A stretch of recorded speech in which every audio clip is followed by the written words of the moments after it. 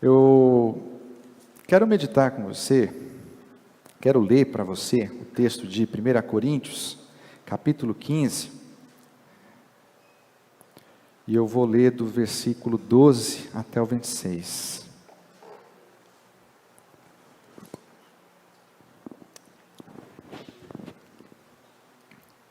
Parece que hoje o pessoal está derrubando muita água aqui, não?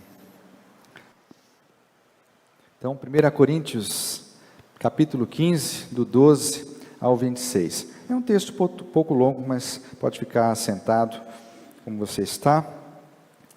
Eu também quero deixar uma saudação para os nossos irmãos que estão nos assistindo na sua casa. Diz assim o texto: Pois bem, se proclamamos que Cristo ressuscitou dos mortos, por que alguns de vocês afirmam não haver ressurreição dos mortos? Pois se não existe ressurreição dos mortos, Cristo não ressuscitou. E se Cristo não ressuscitou, nossa pregação é inútil, e a fé que vocês têm também é inútil. Então estamos todos mentindo a respeito de Deus, pois afirmamos que Ele ressuscitou a Cristo. Mas se não existe ressurreição dos mortos, isso não pode ser verdade. E se não existe ressurreição dos mortos, então Cristo também não ressuscitou. E se Cristo não ressuscitou, a fé que vocês têm é inútil, e vocês ainda estão em seus pecados. Nesse caso, todos que adormeceram, crendo em Cristo, estão perdidos. Se a nossa esperança em Cristo vale apenas para esta vida, somos os mais dignos de pena em todo o mundo. Mas Cristo de fato ressuscitou dos mortos. Ele é o primeiro fruto da colheita de todos que adormeceram. Uma vez que a morte entrou no mundo, por meio de um único homem, agora a ressurreição dos mortos começou por meio de um só homem. Assim como todos morremos em Adão, todos que são de Cristo receberão nova vida. Mas essa ressurreição tem uma sequência. Cristo ressuscitou como o primeiro fruto da colheita, e depois todos que são de Cristo ressuscitarão quando Ele voltar. Então virá o fim, quando Ele entregará o reino a Deus, o Pai. Depois de ter destruído todos os governantes e autoridades e todo o poder, pois é necessário que Cristo reine, até que tenha colocado todos os inimigos debaixo de seus pés. E o último inimigo a ser destruído é a morte. Amém? Vamos orar mais uma vez? Senhor Deus e Pai, nos ajude a compreender e entender as provas de que Jesus ressuscitou. É a oração que fazemos em nome de Jesus. Amém.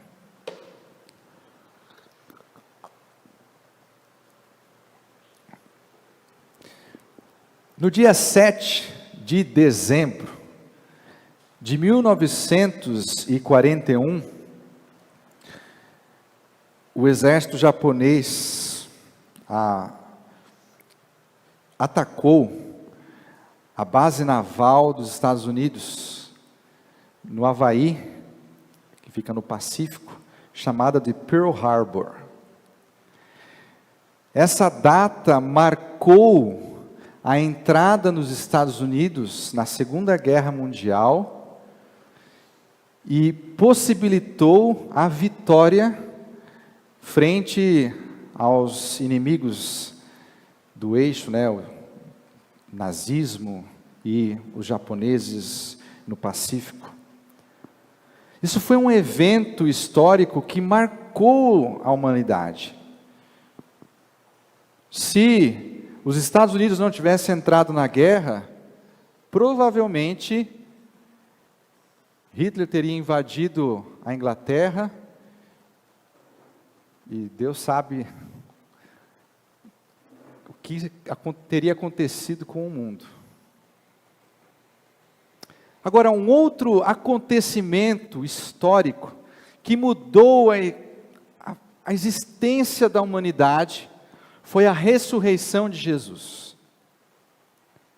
Essa mensagem que eu quero trazer para vocês hoje, ela vai ser diferente um pouco daquilo que eu costumo trazer, porque eu não vou meditar no texto, não vou explicar o texto para vocês, mas eu quero mostrar hoje as provas que Jesus ressuscitou, as provas de que esse acontecimento realmente ocorreu, de verdade. Por isso eu vou precisar da sua atenção, que você preste atenção naquilo que eu vou falar, porque são 3 argumentos, 3 provas que eu quero trazer para você, que tenha dúvidas a respeito de que realmente, será que Jesus ressuscitou? Será que isso não é uma história da igreja, uma invenção? Ou se você não tem essas dúvidas, hoje você vai sair daqui sabendo e conhecendo essas provas da ressurreição, caso alguém te pergunte, mas será que Jesus ressuscitou mesmo? Com certeza você pode dizer com afirmação, sim, Jesus ressuscitou. Mas se alguém perguntar, e por que você diz que ele ressuscitou? O que você teria a dizer? Para nós vermos essas provas, eu vou precisar construir primeiro uma imagem do que aconteceu antes de Jesus ressuscitar. Uma imagem mental, preciso falar para você do que aconteceu com Jesus para que ele morresse e então ressuscitasse. Então eu vou falar para você a sequência da crucificação. Jesus foi preso na madrugada de quinta para sexta-feira. Foi condenado à morte pelo conselho dos líderes judeus e também pelos romanos, perto do amanhecer da sexta-feira. Jesus foi então brutalmente torturado, chicoteado, humilhado, no início daquela manhã. Na manhã de sexta, Jesus foi obrigado, todo ensanguentado do jeito que ele estava e fraco, a conduzir a cruz onde ele seria pregado pela cidade de Jerusalém, até um pequeno monte que ficava fora da cidade, chamado Gólgota, que significa caveira. Quando chegou lá, ofereceram para Jesus vinho com mirra, que era uma bebida entorpecente, para que os condenados não experimentassem tanto sofrimento naquele instrumento de morte. Jesus recusou, porque ele queria estar plenamente consciente do que ele estava fazendo. Às 9h da manhã, Jesus foi crucificado, é o que diz para nós o texto lá em Marcos. E ele foi crucificado entre 2 criminosos. Nesse momento, Jesus falou aquela frase famosa, Pai, perdoa-lhes, porque eles não sabem o que fazem. Os soldados então dividiram as suas roupas e lançaram sortes sobre a sua túnica, cumprindo a profecia que dizia que isso aconteceria. E aí Jesus, vendo que próximo a ele, existiam algumas mulheres, dentre elas a sua mãe, ele vira para ela e fala, mulher, esse que está do seu lado é o seu filho. Ele fala a João, e ele vira para João e fala, João, esta é sua mãe. Jesus sabia que daquele momento em diante, Maria perderia um filho. E Jesus fala, olha, esse filho que você perdeu, agora você vai encontrar consolo em João. Depois disso, uma tábua é pregada no topo da cruz, dizendo, acusação porque Jesus estava sendo morto, Rei dos Judeus. Nesse momento, Jesus enfrenta insultos, zombarias do povo e do criminoso que estava ao seu lado, dizendo, olha, se você é o Cristo, desce da cruz, e nós vamos acreditar que você é o enviado de Deus. Mas um dos criminosos vira para Jesus e fala, olha, Jesus, isso que ele está falando, não é verdade, nós merecemos estar aqui, mas o Senhor não merece. e fala: Jesus, lembre-se de mim quando você entrar no teu reino, quando vier no teu reino. Jesus vira para ele e diz: olha, eu lhe asseguro que hoje você estará comigo no paraíso. Às 12 horas, vem trevas sobre toda a terra. Às 15 horas da tarde, por volta das 15 horas, Jesus clama a Deus, dizendo: meu Deus, por que me abandonaste? Depois ele fala aos soldados: eu estou com sede. Pegam uma esponja com vinagre e dão para Jesus tomar. Percebendo que a morte se aproximava, Jesus diz: está consumado. E então clama em alta voz: Pai, em tuas mãos entrego o meu espírito. Jesus morre. O texto fala para nós que há um terremoto, o véu do templo se rasga de alto a baixo, e um oficial romano, vendo tudo aquilo, diz: esse homem verdadeiramente era filho de Deus. Depois, Jesus é traspassado com uma lança, ou seja, enfiam uma lança ao lado de Jesus, para certificar que ele está morto.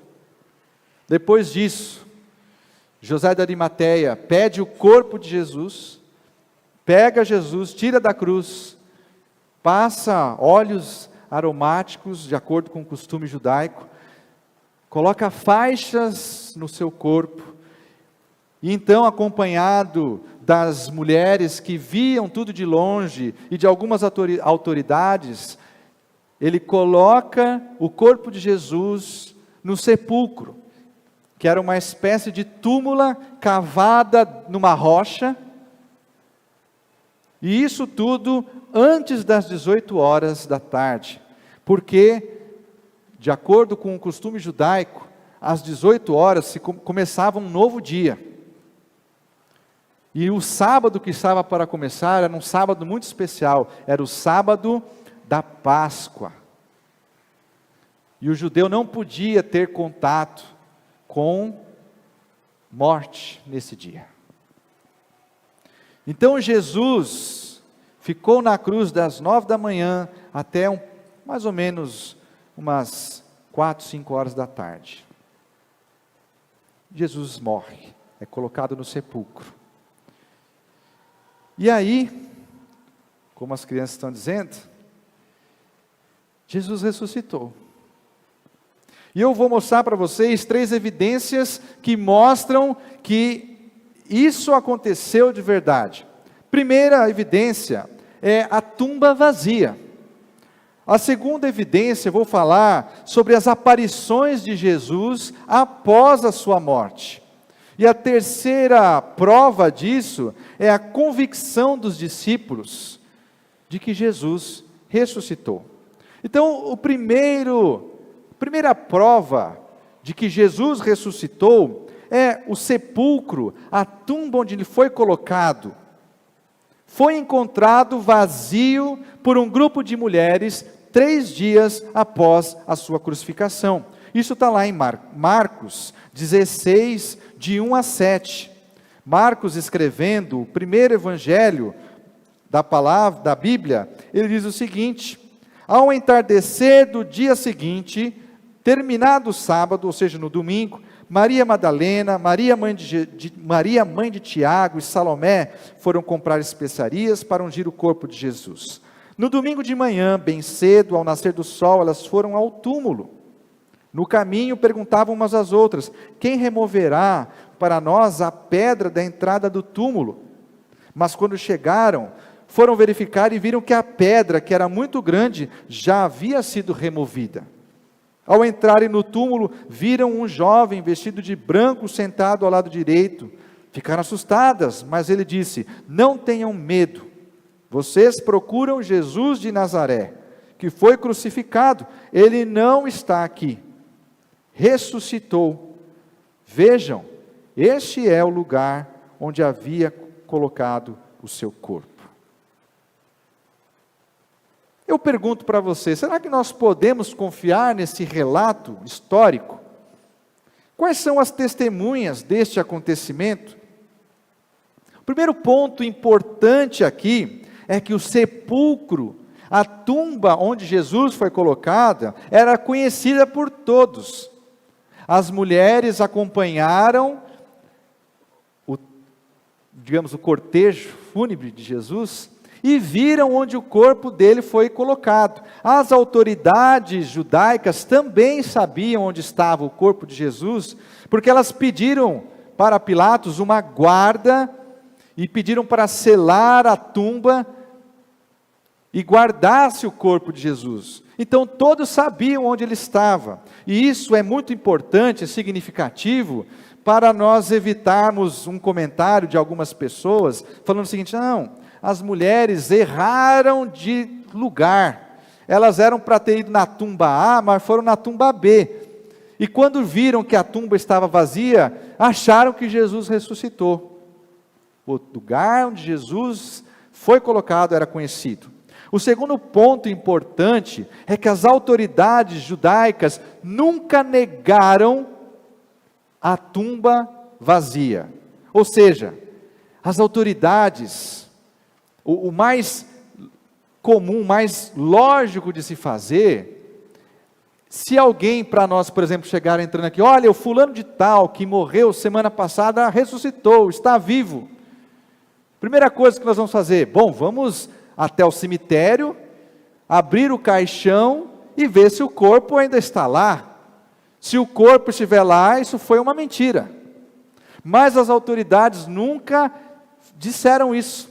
Elas sempre trouxeram uma explicação para o porquê da tumba estar vazia. Eles disseram: não, a tumba está vazia porque os discípulos de Jesus roubaram o corpo dele.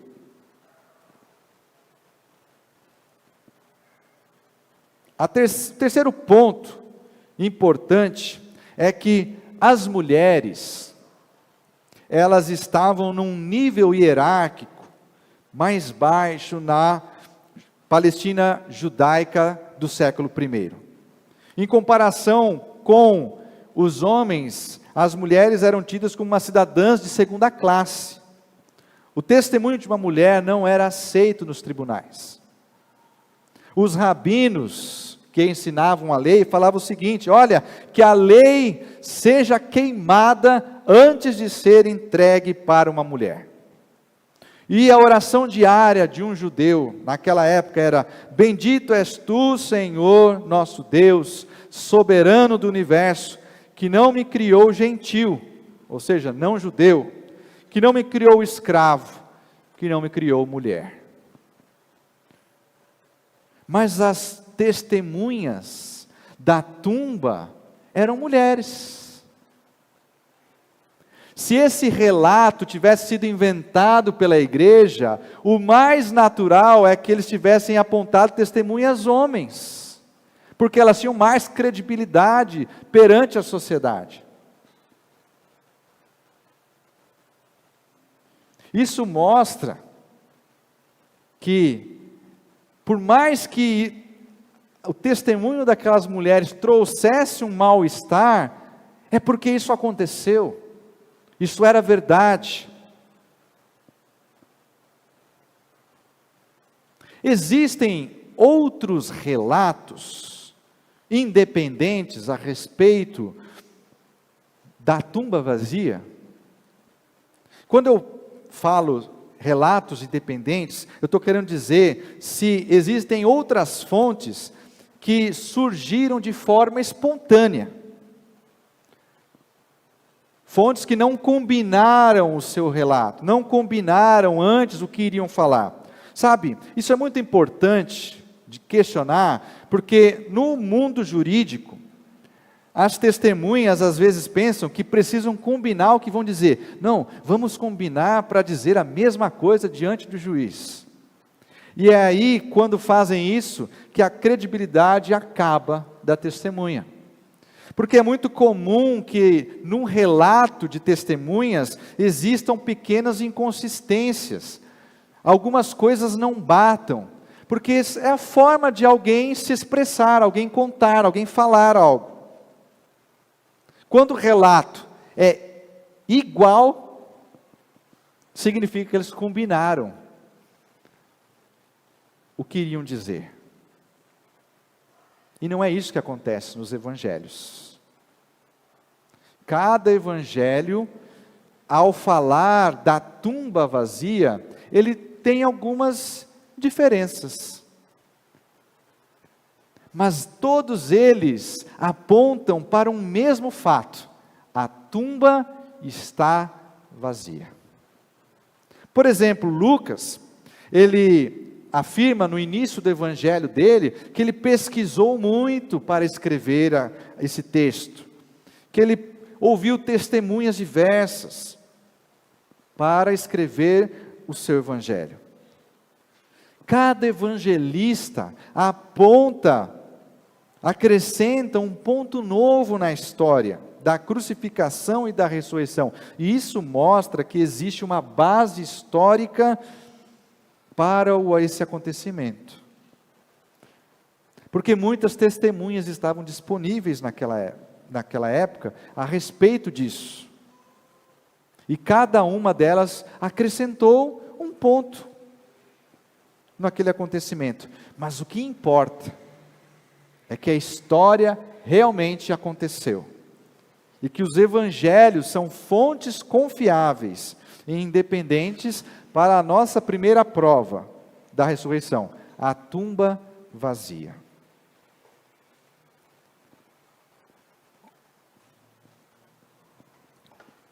A segunda prova da ressurreição de Jesus é que várias pessoas, em diferentes momentos, viram Jesus vivo após a sua morte.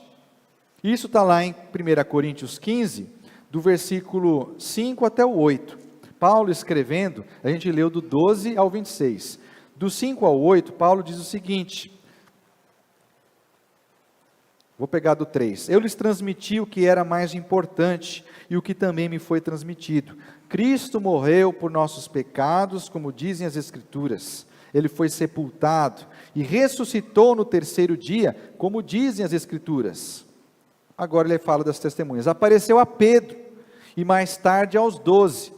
Depois disso apareceu a mais de 500 irmãos de uma só vez, a maioria dos quais ainda está viva, embora alguns já tenham adormecido. Mais tarde apareceu a Tiago e posteriormente a todos os apóstolos. Por último, apareceu também a mim, como se eu tivesse nascido fora de tempo. Esse texto de 1 Coríntios foi escrito mais ou menos no ano 54 depois de Cristo.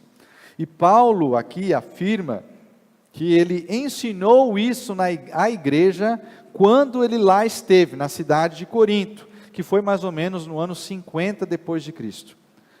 Ou seja, já havia, nos primeiros anos da igreja, uma tradição muito forte de apontar as testemunhas da ressurreição, de que Jesus ressuscitou dos mortos, e que ele foi visto por muitas pessoas. Agora, quem são essas testemunhas que viram Jesus ressuscitado e atestam esse acontecimento? Como eu disse aqui para vocês, está aqui, no versículo 5 ao 8 de 1 Coríntios.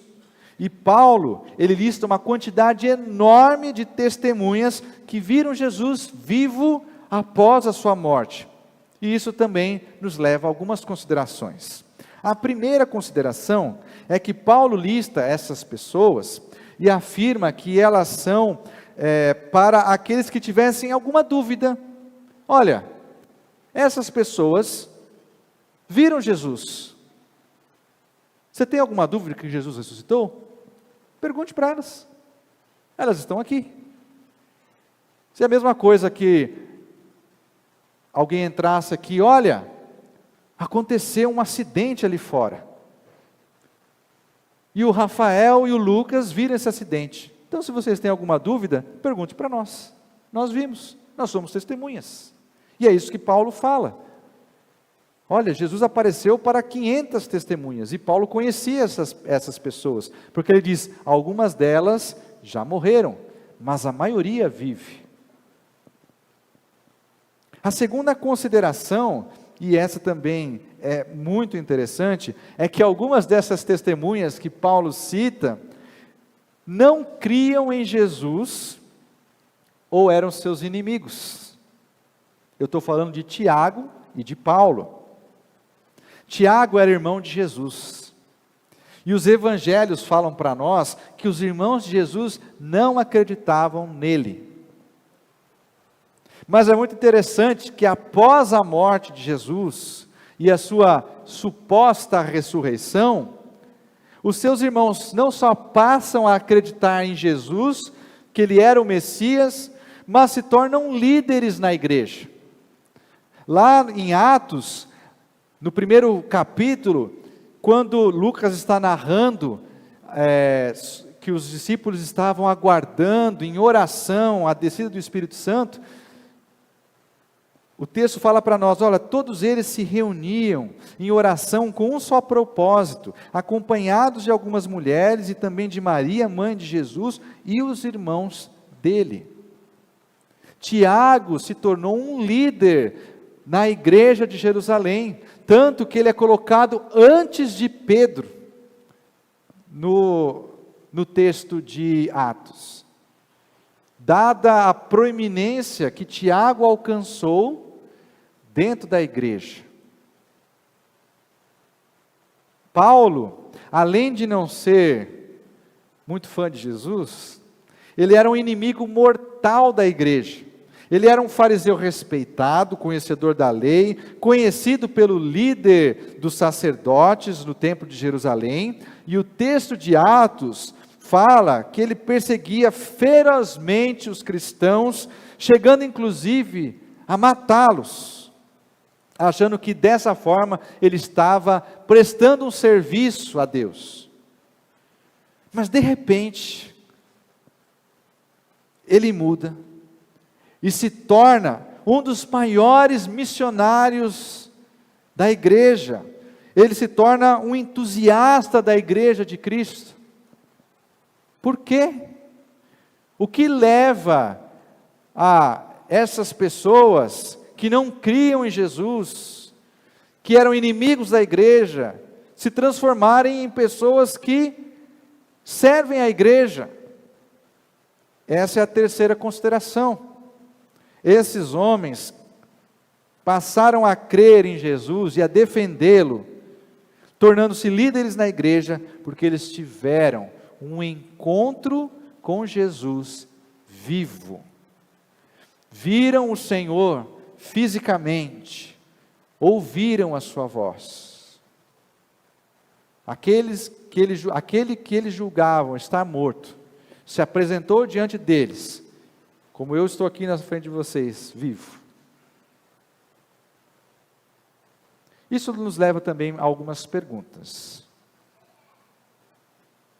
Essas aparições de Jesus, elas foram corpóreas mesmo? Será que eles não estavam alucinando? Os evangelhos narram para nós que diversas vezes Jesus foi visto por muitas pessoas, muitas testemunhas, como Paulo apontou para nós aqui. Essas aparições não foram alucinações, mas foram manifestações corpóreas de Jesus, a fim de demonstrar que ele estava vivo. Jesus deixou as pessoas tocarem nele. Jesus comeu com elas. Jesus sentou-se à mesa. Jesus conversou de modo a demonstrar que ele estava vivo de verdade. Portanto, essas aparições de Jesus, que são narradas nos evangelhos, elas são uma prova de que Jesus realmente ressuscitou e ele estava fisicamente ali. Ele não era uma alucinação. Jesus estava bem, porque ele havia vencido a morte. E agora nós chegamos na terceira prova.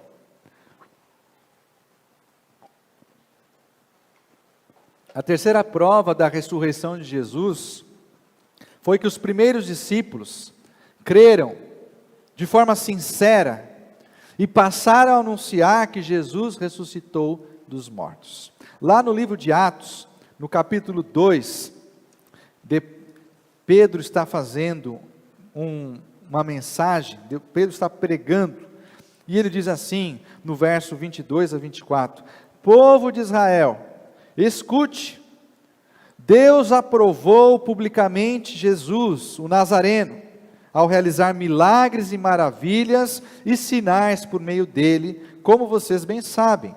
Ele foi entregue conforme o plano pré-estabelecido por Deus e seu conhecimento prévio daquilo que aconteceria. Com a ajuda de gentios que desconheciam a lei, vocês o pregaram na cruz e o mataram. Mas Deus o ressuscitou, libertando dos horrores da morte, pois ela não pôde mantê-lo sob seu domínio. Verso 36. Portanto, saibam com certeza, todos em Israel, que a este Jesus que vocês crucificaram, Deus fez Senhor e Cristo. Vejam que Pedro diz aqui, que os sinais que Jesus realizou, eram a prova de que ele era aprovado por Deus. Mas isso não foi suficiente para o povo, porque eles, mesmo assim, pregaram Jesus na cruz e o mataram. Mas ao ressuscitar, essa foi a prova definitiva de que Jesus era o Cristo. Cristo é a palavra grega para Messias, que significa ungido, escolhido por Deus para uma missão especial. Agora, por que o povo teve essa atitude em relação ao Messias, a Jesus? Se deve por causa da expectativa que o povo tinha em relação ao Messias naquela época. Qual era essa expectativa? O judeu do século I vivia uma situação de opressão de uma nação dominando, uma nação estrangeira dominando a nação judaica. E eles tinham grande expectativa da vinda do Messias, porque esperavam que ele fosse alguém de grande força, alguém de grande poder, alguém com grande estratégia militar, para libertar o povo do domínio do Império Romano e restaurar a monarquia, assentando-se como governante. Isso faria com que Israel voltasse a ser um reino, e por meio do governo do Messias, o mundo inteiro se submeteria ao domínio da nação de Israel. Vejam que a expectativa do povo e dos discípulos, que também eles eram judeus, era que, por meio do Messias, a nação se tornasse uma espécie de império romano, dominando o mundo inteiro. Portanto, quando os discípulos viram Jesus sendo preso, torturado e morto pelo império, isso foi um golpe na fé dos discípulos. Foi um golpe na fé que os discípulos tinham de quem Jesus afirmava ser, o Messias, o Filho de Deus. Por diversas vezes, Jesus disse que o Filho do Homem, que era um título que ele geralmente dava para si, seria entregue às autoridades, que iria sofrer muito, seria torturado, que eles o matariam, e depois de 3 dias, ele ressuscitaria. Agora, por que os discípulos, o texto dos evangelhos sempre fala que os discípulos não compreendiam o que Jesus falava? Será que Jesus poderia ser mais claro do que isso? Olha, o Filho do Homem vai ser entregue, vai ser morto, mas depois de 3 dias ele vai ressuscitar.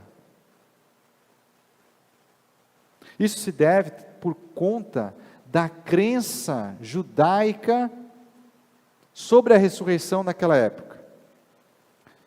Nem todos os judeus acreditavam na ressurreição. Os evangelhos falam para nós de um grupo conhecido como saduceus. Eles não criam na ressurreição, mas a maioria dos judeus acreditava. No entanto, a ressurreição que o judeu esperava era ao final dos tempos, quando Yahvé iria julgar o mundo todo.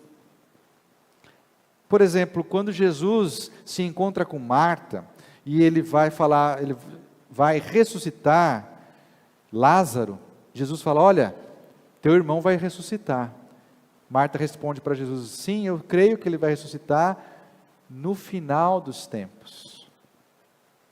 Talvez por isso os discípulos não entendiam quando Jesus falava que ele seria morto e depois de 3 dias ele ressuscitaria. Porque isso não estava na cabeça do povo judeu. Mas, assim como a morte de Jesus acabou com todas as esperanças da chegada do reino de Deus, a ressurreição, e a ressurreição que eles esperavam seria no final dos tempos, algo excepcional aconteceu. Jesus ressuscita dos mortos 3 dias depois de morto. E isso significa uma mudança completa no entendimento dos discípulos. Jesus não só mostra que ele era o Messias, porque ele derrotou a morte, como aponta para a ressurreição que todos nós um dia iremos experimentar. A ressurreição de Jesus é o evento mais impressionante da história. E não à toa essa se torna a principal mensagem da igreja contada pelos discípulos de Jesus.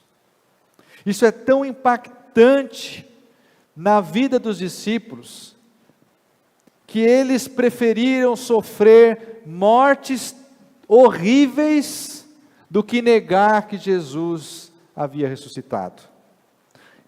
Você conhece alguém que morreria por uma mentira, sabendo que aquilo era uma mentira?